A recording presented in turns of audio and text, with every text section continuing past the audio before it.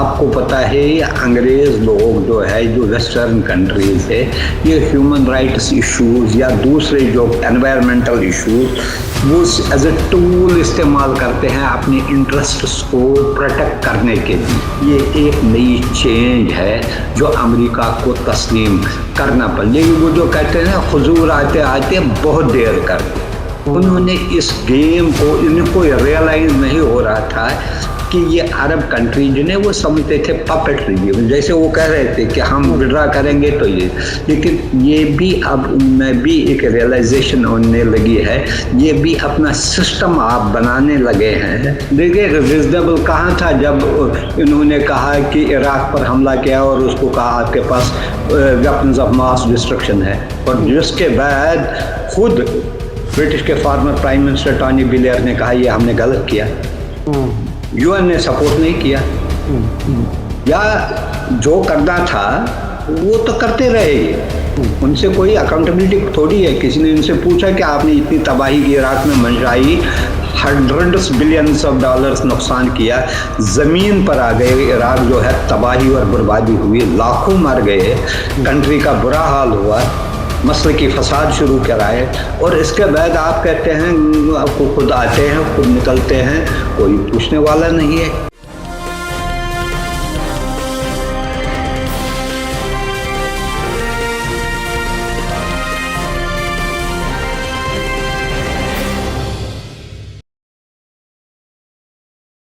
Hello, नमस्कार, आदाब, सत श्री अकाल और अस्सलाम वालेकुम। मैं हूं मोहम्मद अहमद काज़मी, लेकर आया हूं आपका पसंदीदा कार्यक्रम आपके रूबरू। इस कार्यक्रम में हम आपको कुछ बड़ी खबरों के बारे में चर्चा करते हैं जानकार लोगों के साथ, और ये समझने की कोशिश करते हैं कि जो कुछ खबर बताई जा रही है उसके पीछे के और क्या हकीकत है।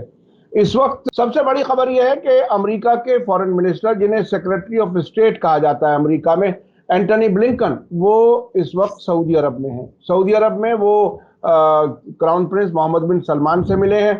इसके अलावा एक मीटिंग है मिनिस्ट्रियल लेवल की, जो ISIS के खिलाफ जो कोalition बनाया था अमेरिका की सरपरस्ती में, उसके उन मुल्कों के फॉरेन मिनिस्टर्स की मुलाकात है। 3 दिन की मुलाकात है। उन्होंने वाशिंगटन में कहा था कि वो इजराइल और सऊदी अरब के बीच नॉर्मलाइजेशन ताल्लुकात बनाने के लिए भी काम करेंगे। अभी तक मीडिया रिपोर्ट्स में सऊदी अरब से इस किस्म की कोई डिटेल नहीं आई है। वहां का मीडिया बहरहाल जिस तरह से कंट्रोल्ड है वो हम सब जानते हैं, उसके बारे में हम बात करेंगे। इसके अलावा पाकिस्तान में इमरान खान को किस तरह से तनहा किया जा रहा है सियासी तौर पर, उन्हीं की पार्टी के लोग छोड़ छोड़ करके जा रहे हैं। अब ऐसा लग रहा है कि इमरान खान को आइसोलेट करने की बहुत तेजी से कोशिशें हो रही हैं। शेख मंजूर साहब हमारे साथ हैं, सीनियर जर्नलिस्ट। इन सभी इश्यूज पर बात करेंगे। वो एक लंबे अरसे से इंटरनेशनल अफेयर्स को बहुत नजदीक से देखते रहे हैं। शेख मंजूर साहब, वेलकम है आपका। मीडिया स्टार वर्ल्ड को आप वक्त दे देते हैं। आप ये बताइए कि अमेरिकी फॉरेन मिनिस्टर का सऊदी अरब आना, और पिछले 3 हफ्ते पहले तकरीबन वहां के national security adviser Jack Sullivan का भी सऊदी अरब आना, ऐसे वक्त में जब ईरान और सऊदी अरब के बीच ताल्लुकात नॉर्मल हो रहे हैं। कल ही ईरान की एम्बेसी रियाद में खुली है, और सऊदी फॉरेन मिनिस्टर ने भी कहा है कि वो बहुत जल्दी ईरान का दौरा करने वाले हैं। इस वक्त इस मुलाकात के क्या मानी है? देखिए, ये क्लियर हो गया है कि मिडल ईस्ट में जो है political as well as security जो सिचुएशन है वो बहुत तेजी से बदल रही है। और अगर आप देखेंगे सेक्रेटरी ऑफ स्टेट का विजिट, वो उसी वक्त कोइंसाइड हो रहा है जब ईरान ने अपने सफीर को वहां भेजा, और कल से उसने वहां पर फंक्शन शुरू किया है, वहां पर जाना। ये एक अहमियत है। एक्चुअली क्या हुआ है, 1990 जब सोवियत यूनियन कोलैप्स हुआ और इसका डिसइंटीग्रेशन हुई, तो अमेरिका यूनिपोलर वर्ल्ड में एक ही सुपर पावर रहा, और यहाँ तक कि वो उसकी मनमानी ऐसी रही, जहाँ चाहा जिस मुल्क में भी गया उसने अपने ही मनमानी की वजह से वहाँ पर फौजकशी की। आप देखिए, पहले अफगानिस्तान में किया, इराक में किया, लीबिया में किया, किसी हद तक सीरिया में भी इंटरवीन किया, और हर तरफ से किया। चूंकि उससे कोई पूछने वाला भी नहीं था। यहाँ तक ये था जिन कंट्रीज को वो अगर किसी को हुक्म देता था उसमें ये ताकत नहीं थी कि वो उसको कन्फ्रंट करता है कि मैं ये नहीं करूँगा। ये आपको और खासकर अमेरिका की मनमानी जब से ट्रंप आया उसके बाद ज़्यादा बढ़ गई। आपको पता है ट्रंप ने एक तो उन्होंने फोर्सबली उसने अरब कंट्रीज को अब्राहम अकॉर्ड साइन करने पर मजबूर किया। यहाँ तक उस वक्त ऐसा भी लग रहा था कि सऊदी अरबिया भी इजराइल को तस्लीम करेगा, और हालत ऐसी हो गई कि 4-5 अरब कंट्रीज ने सिर्फ कुछ दिनों के अंदर ही इजराइल को तस्लीम किया, उससे डिप्लोमेटिक रिलेशंस की, अब्राहम अकॉर्ड किया, जिससे फ़लस्तीनियों के जो हुकूक थे उनको पूरी तरह मज़ल किया गया, कोई पूछने वाला नहीं था। अब उसके बाद ये पास ऑन हुआ बाइडन। बाइडन अपने आप को ह्यूमन राइट्स का बड़ा समझता था और खशोगी के मसले पर वो बड़ा पहले सीरियस रहा। लेकिन अगर आपको पता है अंग्रेज लोग जो है, जो वेस्टर्न कंट्रीज है, ये ह्यूमन राइट्स इश्यूज या दूसरे जो एनवायरमेंटल इश्यूज वो एज ए टूल इस्तेमाल करते हैं अपने इंटरेस्ट्स को प्रोटेक्ट करने के लिए। लेकिन उन्हें अब लगा हालात जो बदले हुए थे, उन्हें इसका अंदाजा नहीं था। उन्हें ये लगा कि ये कहाँ जाएंगे हमारे बगैर। लेकिन बाजी बहुत बदल गई है, पलट गई है। जो हम पिछले अगर आप देखेंगे 1-1.5 साल से हम कह रहे थे सऊदी अरेबिया और अमेरिका में दूरियां पैदा हुई है, उसके अलावा जो दूसरे भी गल्फ कंट्रीज है, दूसरे अरब कंट्रीज में, वो भी आहिस्ता आहिस्ता अब उनकी नज़र सिर्फ वेस्ट की तरफ नहीं है, लुक ईस्ट हुआ है। चाइना और रशिया को भी वो इग्नोर नहीं कर रहा है। इसकी सबसे बड़ी मिसाल ये है यूक्रेन वार। किसी भी अरब कंट्री ने ओपनली इसकी कंडेमनेशन नहीं की। हालांकि अभी आपने देखा होगा अरब लीग के समिट में यूक्रेन के प्रेसिडेंट ज़ेलेंस्की आए भी थे, कुछ उनको माली इमदाद भी सऊदी अरबिया ने तकरीबन $400 मिलियन के करीब दिए, लेकिन कंडेमनेशन नहीं हुई। यहां तक कि रशिया और सऊदी अरबिया की जो ओपेक पॉलिसी है वो एक जैसी है, उस पर भी प्रेशर था सऊदी अरब का। लेकिन ये है कि बाजी इनके हाथ से तकरीबन निकल रही है। अब ये कोशिश कर रहे हैं, आज से पहले जैसे आया नेशनल सिक्योरिटी एडवाइजर, अब ये फिर कोशिश कर रहे हैं कि अपना जो इन्फ्लुएंस वहाँ पर इम्पैक्ट है, जो रिलेशन है, इसको किसी न किसी तरीके से बरकरार रखा जाए। लेकिन पुराने जैसे हालात आज से 2 साल पहले थे वो तो नहीं रहेंगे। कुछ अगर ये 3 दिन के बजाय वहाँ पर हफ्ता भी क़याम करेंगे वो नहीं रहेंगे, क्योंकि नए चैनल्स, डिप्लोमेटिक चैनल्स खुले। एक सबसे बड़ा जो अमेरिका को जो सेटबैक लगा, उसके अलावा जो इजराइल को भी लगा, वो जो चीन की मीडिएशन की वजह से जो ईरान और सऊदी अरबिया के दरमियान ताल्लुकात हुए, यूएई के साथ हुए, दूसरे कंट्रीज के साथ हुए, इजिप्ट के साथ हुए, वो अब रिवर्स तो नहीं हो सकते। उसमें तो बहुत चेंज आई है। और इसके अलावा चाइना का जो प्रेसिडेंट वहां गया, उसने भी वहां पर बजाय ये लोग अमेरिका को पैसे देते थे,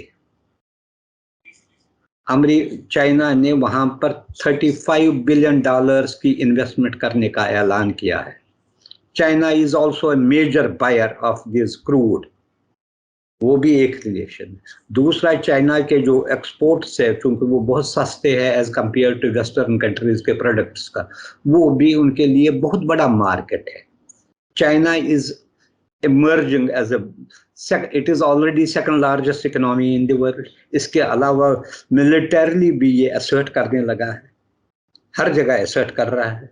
ये अमेरिका को लग रहा है कि ये जो अरब कंट्रीज जिन्हें वो चूजे समझता था, आपको पता है एक बार ट्रंप ने एक स्टेटमेंट दिया, जब उसने $350 बिलियन की डील की सऊदी के साथ, और वो ऐसे किया, दोनों में किया, उनको प्रेशराइज किया, उनसे उसमें $90 बिलियन और $100 बिलियन के करीब उसमें आर्म्स सेल भी थी, जिसको रोक लिया गया था बाद में बाइडेन की एडमिनिस्ट्रेशन में। उसने कहा मुझे अमेरिकन सिटीजन से $10 लेना बहुत मुश्किल पड़ता है, जबकि मैंने एक ही जेफी में सऊदी अरब से $350 बिलियन निकाले। ऐसे ये चीजें जो they never go unheard, they never go unnoticed, और जब उनका भी वक्त आया उन्होंने भी अब असर्ट करना शुरू किया है। अब शेख साहब मुझे एक चीज और याद आ रही है।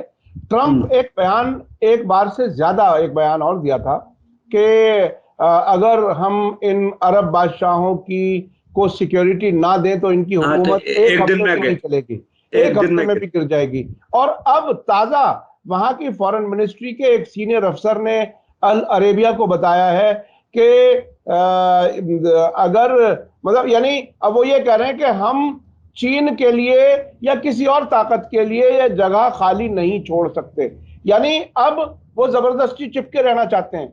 उस वक्त स्टेटमेंट बिल्कुल मुख्तलिफ था, अपर हैंड के साथ था।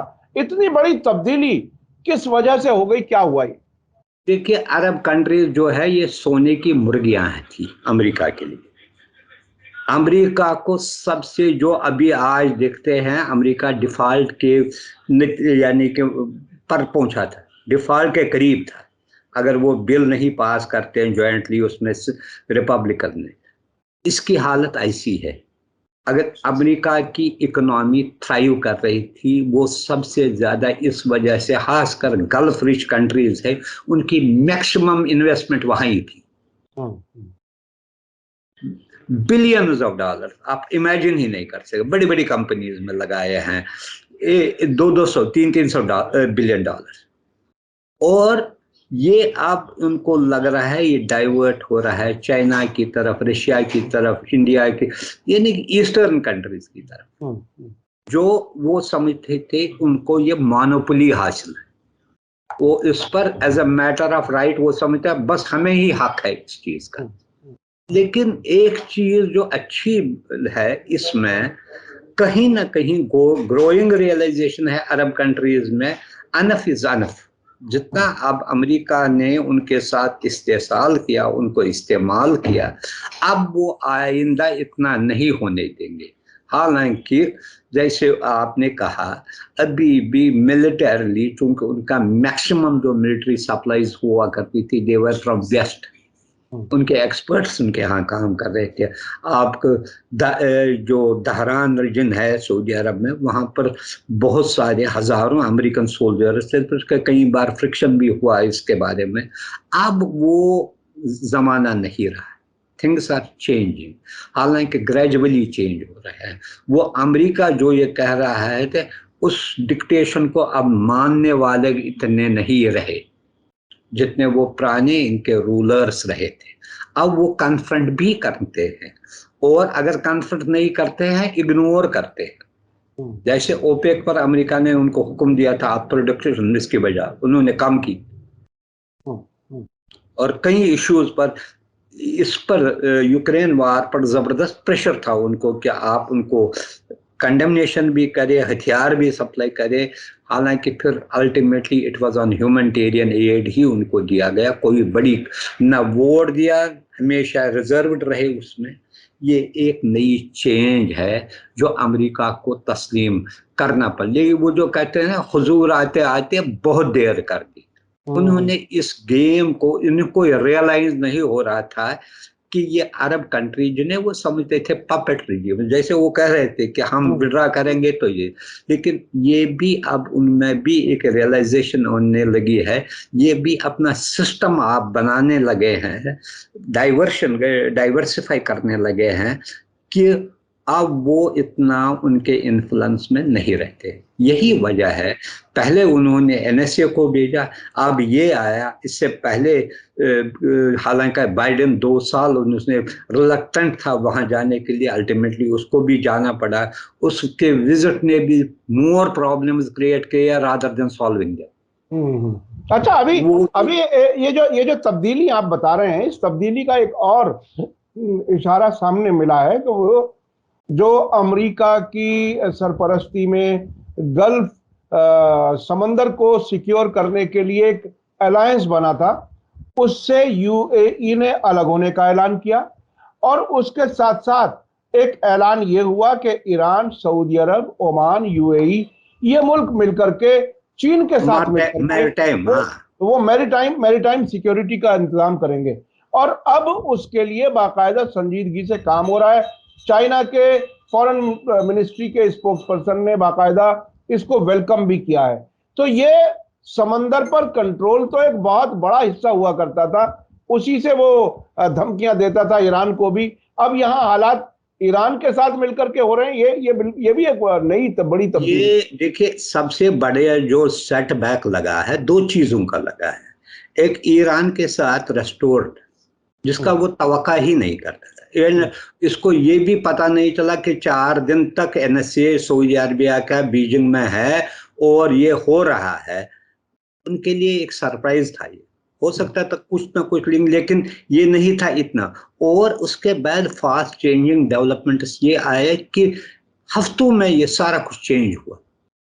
उसके बाद सबसे बड़ा जो अमेरिका अभी भी जिसको रिजर्वेशंस है कि सीरिया को अरब लीग में वापस लेना, और वो भी, हालांकि इसमें कुछ कंट्रीज ने ऑब्जेक्शन भी की। कतर ने ऑब्जेक्शन की, जिस पर अरब लीग ने कहा हमारा ये डिसीजन है, individual country can take decision on their own.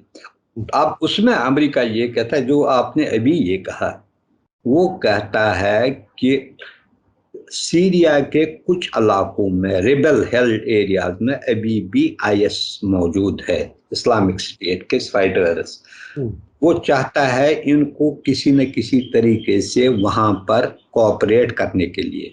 लेकिन मुझे लगता है ये एक एक्सरसाइज होगी, बातचीत होगी, तो वो कुछ उसमें ज्यादा नहीं होगा जो आज से 6 साल पहले या 8 साल पहले वहां पर हुआ करता था। हाँ, इनके पास सैटेलाइट टेक्नोलॉजी है। अभी इन्होंने बड़े एक दाइश लीडर को वहां मारा भी, वो तो ये कर सकते हैं। और इंटेलिजेंस नेटवर्क भी है, पैसे की वजह से बहुत सारे इनके रोल्स पर है, लेकिन वो नहीं रहेगा जिसका।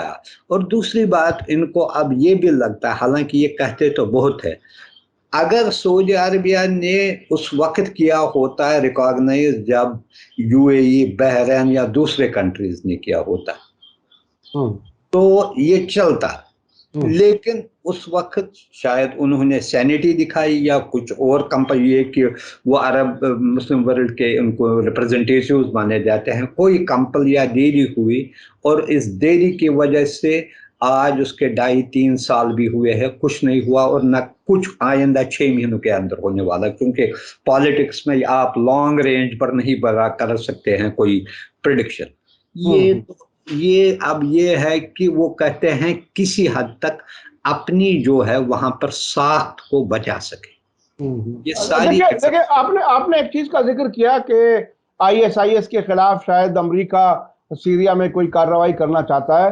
देखिए, सीरिया की सरकार की जो पोजीशन है वो ये है कि हमने आपको इनवाइट नहीं किया, अमेरिकन को कहते हैं, और टर्किश फौजों को भी, आप ऑक्यूपाइंग फोर्स हैं, आपको चला जाना चाहिए। और ऐसे भी कई ऐसे सबूत सीरिया ने दिए हैं कि अमेरिका वहां से तेल की चोरी करता है, अनाज की चोरी करता है। और अभी एक ताजा खबर इराक से है, अल अंबार सूबे में उन्होंने 3 नए फौजी ठिकाने अपने बनाए हैं। और इराक के हर्षदुल शाबी ने ये शक जाहिर किया है कि ये आईएसआई की सपोर्ट में अमेरिका ये बेसिस बना रहा है बॉर्डर एरिया में। तो ना तो इराक ना ही सीरिया अमेरिका को मददगार के तौर पर नहीं, दुश्मन के तौर पर देखता है। तो आईएसआईएस के ये जबरदस्ती मैं किसी के घर में जाऊं और मैं कहूं मैं आपकी जान बचाना चाहता हूं, तो ये तो कोई रीजनेबल बात नहीं है ना। देखिए, रीजनेबल कहाँ था जब इन्होंने कहा कि इराक पर हमला किया और उसको कहा आपके पास वेपन्स ऑफ मास डिस्ट्रक्शन है, और जिसके बाद खुद ब्रिटिश के former prime minister Tony Blair ने कहा ये हमने गलत किया। यूएन ने सपोर्ट नहीं किया, या जो करना था वो तो करते रहे ये, उनसे कोई अकाउंटेबिलिटी थोड़ी है। किसी ने उनसे पूछा कि आपने इतनी तबाही की इराक में मचाई, $100 बिलियन नुकसान किया, जमीन पर आ गए, इराक जो है तबाही और बर्बादी हुई, लाखों मर गए, कंट्री का बुरा हाल हुआ, मसल की फसाद शुरू कराए, और इसके बाद आप कहते हैं आपको खुद आते हैं, खुद निकलते हैं, कोई पूछने वाला नहीं है, क्योंकि ये बड़े साहब का ये जो था। अगर कोई दूसरा होता उसके, आप देखिए उनको अभी जो है कंबोडिया या अभी आप देख रहे हैं कोसोवो में ये जो है पुराने, उनके खिलाफ ट्रायल्स चलते हैं कि उन्होंने वार क्राइम्स किए। यहाँ किसी के खिलाफ वार क्राइम के, यही वार क्राइम के ट्रायल्स चलाते हैं। यही अच्छा, है। इस बीच में एक और वाकया हुआ है, उस पर भी थोड़ी सी बात हो जाए। ईरान ने एक नए हाइपरसोनिक मिसाइल का टेस्ट किया है, फत्ताह नाम उसका रखा है उन्होंने, और उसकी खूबी यह है कि वो आवाज से 5 से 25 गुना तेज स्पीड से उड़ सकता है। उनका दावा है कि 400 सेकंड में, यानी 6 मिनट 40 सेकंड के अंदर इजराइल में वो हमला कर सकता है। तो इसके बाद सिनेरियो क्या है? क्योंकि अभी तक सिर्फ 4 मुल्कों के पास हाइपरसोनिक मिसाइल थी, अब ये ईरान भी 5वां हुआ है। उसके बाद बैलेंस ऑफ पावर किस तरफ कैसे जा रहा है? देखिए, अगर देखा जाए ईरान मिलिटरली इस रीजन में बड़ा पावरफुल कंट्री है, क्योंकि ये हमें इस वजह से, एक तो आपने देखा सस्टेन किया उन्होंने 8 साल जो इराक के साथ जंग लड़ी, इसके अलावा जो उन पर सैंक्शंस रहे 30-35 साल से रहे, 40 साल से रहे सैंक्शंस को बर्दाश्त किया। और आप देखें इंटरनेशनल सैंक्शंस थे, ये नहीं किसी के साथ कारोबार नहीं आप कर सकते थे, बिजनेस का सब। अगर डिस्पाइट दैट ये सरवाइव किया, उसके अलावा न्यूक्लियर का जो उसका प्रोग्राम था, हालांकि वो कहते हैं ये पीसफुल मीन्स के लिए, उन्होंने इसको जहाँ तक international agency for atomic energy जो है वो भी एक लेवल तक पहुंचाया था जब ये अकॉर्ड हुआ इस पर। ये दिखाता है इसमें क्या है, वो इसमें मिसाइल टेक्नोलॉजी में दूसरों से बहुत आगे है और खत्ते में डेफिनेटली पावरफुल है इस मामले में, इससे कोई इनकार नहीं कर सकता है। लेकिन ये विदिन अपने सिस्टम, यानी कि उनका किसी बाहर से कोई न कोई ताल्लुक रहा, कुछ कंट्रीज के साथ हो सकता है, रशिया के साथ रहा, चाइना के साथ, कुछ बाकी कंट्रीज के साथ ट्रेड भी नहीं कर सके। ये इनकी जो इंडिजिनियस टेक्नोलॉजी है वो किसी हद तक बहुत अच्छी है और लेटेस्ट है, और जिसकी वजह से वो आज इस लेवल पर पहुंचे और उन्होंने दावा किया है। हालांकि किसी भी जो मॉनिटर करते हैं ऐसे टेस्ट्स, उन्होंने इसको जितलाया नहीं अभी तक। ये इसकी एक्नॉलेजमेंट है, जो उन्होंने कहा वो सही है। यूजुअली हर टेस्ट का जो है मॉनिटरिंग होती है इंटरनेशनल लेवल पर, फिर ये कहते हैं कि whether the test was successful और अनसक्सेसफुल। लेकिन इस मामले में आज 4-5 दिन हुए इस को किसी कंट्री या किसी जो एजेंसी जो है प्लास्टिक मिसाइल या दूसरी एजेंसी जो है, इन्होंने नहीं कहा ये गलत है। अच्छा, अब मैं पाकिस्तान की तरफ आना चाहता हूँ। पाकिस्तान में ये इमरान खान वाला मामला इतने लंबे अरसे से चल रहा है, अब ये कहां पहुंचा, किस तरफ जाएगा? क्योंकि फौज और अमेरिका दोनों से खान साहब टक्कर लेते रहे हैं अभी तक। अब क्या कुछ लगता है आपको? चूंकि उनकी पार्टी के बहुत से लोग अब छोड़ के जा रहे हैं और बाकायदा कुछ लोग तो सियासत से भी अलग होने का ऐलान कर रहे हैं, इतना ज्यादा कुछ प्रेशर है, क्या कुछ है? देखिए, अगर आप देखेंगे जो 9 मई का वहां पर वाक़ा हुआ, जिसमें पीटीआई वर्कर्स ने तोड़फोड़ की, और इसके अलावा जो फौजी तंसीबात थी, इसमें जीएचक्यू जो है हेडक्वार्टर, मिलिट्री हेडक्वार्टर लाहौर में, और पेशावर के कई जगहों पर जो उनके नेशनल हीरोज थे उनके स्टैचूज को गिराया, आर्मी के लोगों के आर्मी की वर्दियां जलाई गई। उसके बाद आर्मी ने इमरान खान की पार्टी के खिलाफ क्रैकडाउन शुरू किया और फोर्सफुली किया। फोर्सफुली ये है, इसकी पार्टी के अब तक 10,000 के करीब जो है वर्कर्स, उनको अरेस्ट किया गया।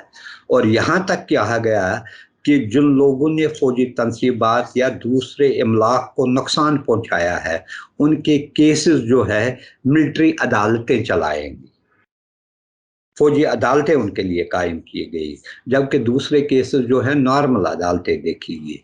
यही वजह है जो इमरान खान का जो एक चल रहा था, उसका ग्राफ जो ऊपर जा रहा था, जो वो बार बार फौज पर तनकीद कर रहा था, और खासकर ये जो 9 मई के वाक़े के दौरान जो फौज को टारगेट किया गया, और इसमें ये भी वहाँ की हुकूमत का दावा है कि बड़े बड़े पीटीआई के लीडर उकसाल रहे थे अपने वर्करों को कि आप उन पर हमला कीजिए, जलाइए, तो वहाँ पर तोड़ फोड़ कीजिए। तो आजकल के ज़माने में टेक्नोलॉजी मौजूद है, हर एक के पास वीडियोस है किसने क्या किया है। इस वजह से आर्मी को ये लगा अनफ इज़ अनफ, जो उनको रोब दी थी वो अब ख़त्म की गई है, उसको आइसोलेट करने का यानी कि प्रोसेस शुरू किया है, जिसकी वजह से आज तक 150 से ज़्यादा पीटीआई के जो लीडर्स हैं उन्होंने एक तरफ लाहिदी, कुछ लोगों ने तो बिल्कुल छोड़ दिया, जैसे उसके फॉरेन डिफेंस मिनिस्टर थे परवेज़ खट्टक, उसने सारे ओहदों से इस्तीफ़ा दिया। असद उमर थे दूसरे सेक्रेटरी जनरल थे पार्टी, उसने भी इस्तीफ़ा दिया है। 5-6 जो फेडरल मिनिस्टर्स है, जिसमें फवाद चौधरी है, शीरीन मज़ारी है, फयाजुल हसन फयाज है या दूसरे, उन्होंने बिल्कुल ही छोड़ दिया पार्टी। फार्मर गवर्नर इस्माइल थे सिंध के, उसने भी छोड़ दिया पार्टी को। ये अब हालत है, एक एक करके सबों ने इसको छोड़ दिया। और आज भी वहाँ पर मिलिट्री कमांडर्स की कॉन्फ्रेंस हुई, जिसका चेयर किया था आर्मी चीफ ने, और वार्निंग दी गई, मैसेज, स्ट्रांग मैसेज दी गई कि जिसने आर्मी के इमलाक को नुकसान पर, उसको छोड़ा नहीं जाएगा। यही अब लग रहा है कि इमरान खान को टोटली आइसोलेट किया जा रहा है। यहाँ तक कि ये भी कहा जा रहा था उनको बैन किया जाएगा, इलेक्शन लड़ने से नाअहल किया जाएगा, ताकि वो आने वाले जो अक्टूबर या नवंबर में इलेक्शंस है उसमें वो हिस्सा नहीं ले सकेंगे। चूंकि अगर उसने हिस्सा लिया तो इसमें इलेक्शन में मजीद ये जो है तशद्दुद होने का खतरा है, जो आर्मी नहीं चाहती है। ये भी चल रहा है, कयास आ रही हो रही है कि पाकिस्तान में शायद इस साल इलेक्शन नहीं हो, क्योंकि वहाँ की माशी हालत ख़राब है, जो जजों अदलिया का सिस्टम वो कोलैप्स हुआ है, एडमिनिस्ट्रेशन कहीं की नहीं है, इन्फ्लेशन इतनी हाई है, किसी भी एशिया के कंट्री में इतनी इन्फ्लेशन नहीं है, वो 38% से भी ज़्यादा है। और वहाँ के ज़खायर जो पैसों के हैं, it is less than $4 billion.